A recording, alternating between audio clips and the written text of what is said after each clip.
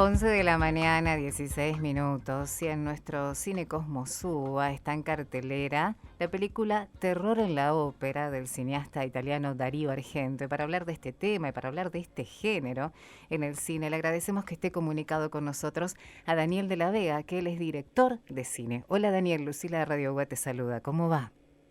Hola Lucila, muchas gracias. Disculpen la demora, llegué tarde y no estuve a la altura. No, por favor, no te preocupes. Gracias a vos por estos minutos con nosotros. Y bueno, Daniel, contanos un poco acerca de Darío Argento, que es el director de este film que está en el Cine Cosmosúa.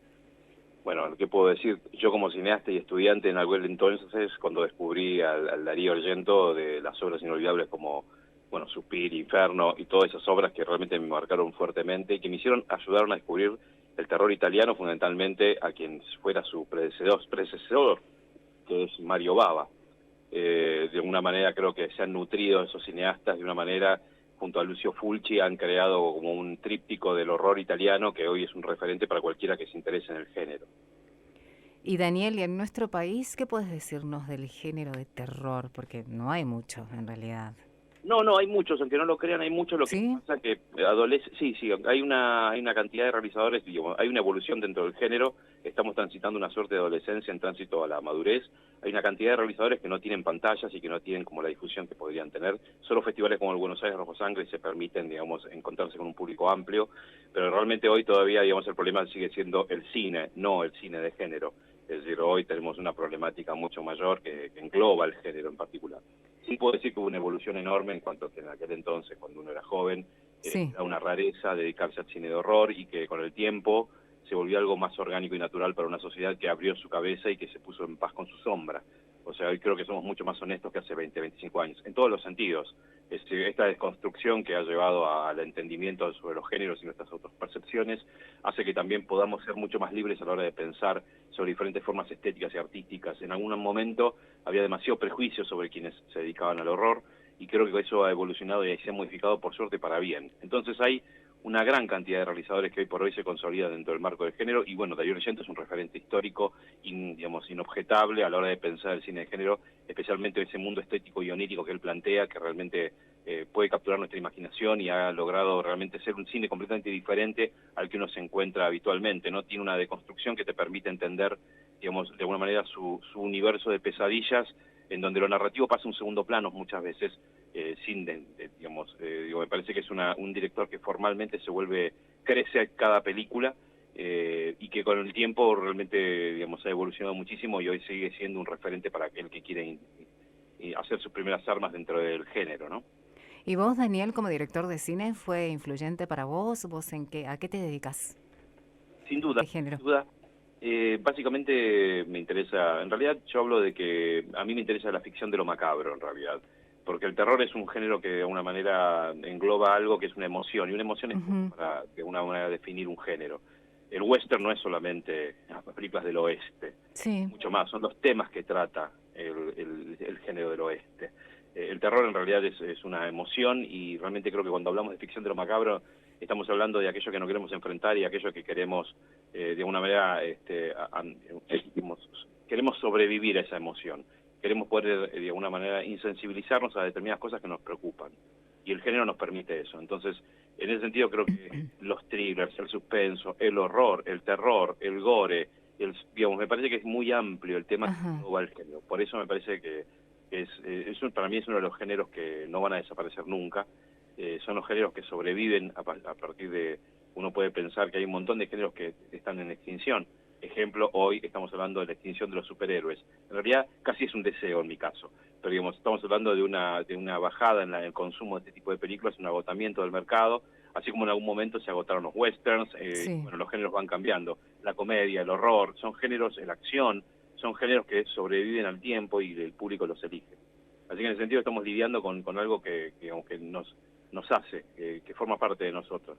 Creo que la primera emoción fue el miedo. Cuando nos enfrentamos a la luz por primera vez, creo que no fue amor lo que sentimos, sino horror ante un mundo que desconocíamos, y dolor incluso. Así que creo que es la emoción primigia, y a eso nos dirigimos con el horror, con el cine de género. Ajá. Y Daniel, ¿están dadas las condiciones para que prospere el cine, este género acá en la Argentina?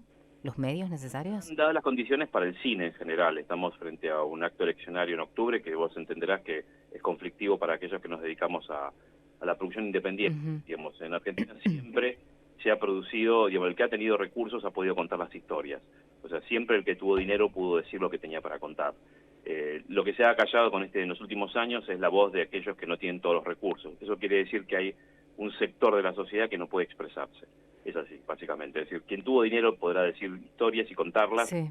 Por ahora hay una voz que se ha callado, se ha amordazado por la falta de recursos. Frente a un Estado ausente, digamos, hay un sector de los narradores que no tienen capacidad de expresión porque no tienen los recursos.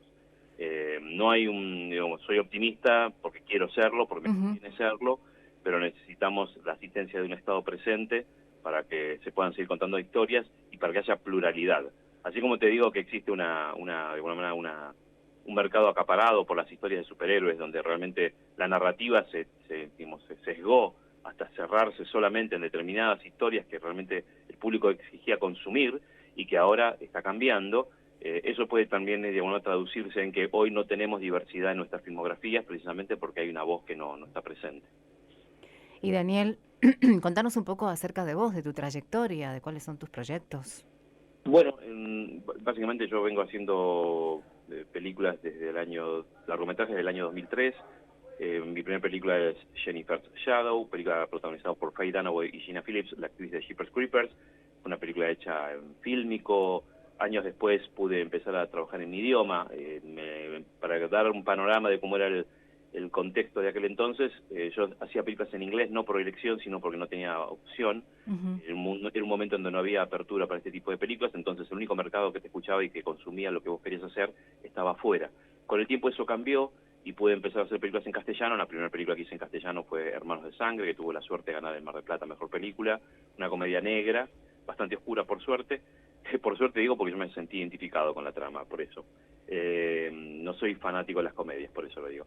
Y después pude seguir haciendo películas dentro del marco de mi idioma, que es donde me siento más a gusto y donde me siento más representado. Digamos, yo soy argentino, estoy muy agradecido con mi país, que me ha permitido contar estas historias, y realmente quiero seguir haciendo películas en mi idioma, aunque hoy se ha digamos, enconado tanto el mercado, digamos, hablo desgraciadamente de mercado porque para poder tener continuidad laboral es importante que las películas se vean y se consuman. Antes con un Estado presente por ahí podías cometer errores, hoy ya no tenés esa variable, hoy tenés que ser mucho más artero, si querés. Tenés que pensar en cuál es el consumo de personas que no son de tu país, a la hora de pensar tu película para venderla, lo cual para mí es algo que para mí es deshonesto de alguna manera, ¿no? Yo quisiera seguir haciendo películas para mi país, para mi gente, porque tenemos derecho a tener nuestra propia cultura de género y porque entiendo que el género es el espejo de nuestra sociedad y es un espejo que necesitamos tener. Digo, así como necesitamos tener diferentes espejos, este es uno que necesitamos para nosotros. Después de Hermanos de Sangre, hice Necrofobia, Ataúd Blanco, Punto Muerto, Al Tercer Día y El Último Hereje. Me preparo para hacer Los Ojos del Abismo, una película de sci-fi horror, y el futuro incierto, como siempre le dijera, ¿no? El futuro está, cuando quiero contarle mis planes, cuando quiero hacer regla, yo le cuento mis planes, ¿no? Lo cierto es que sí, los proyectos están en tránsito y esperamos poder consolidarlos en breve, ¿no? Veremos cuál es la realidad política de nuestro país y cómo se desenvuelve todo, pero optimismo tenemos. Daniel, muchísimas gracias por estos minutos aquí en Hay Señal en la radio de la Universidad de Buenos Aires. A ustedes, señores. Muchas gracias por el espacio que me han brindado. No, a vos. Hasta luego. Recién hablábamos con Daniel de la Vega, él es director de cine y nos contaba acerca del género de terror en la Argentina y también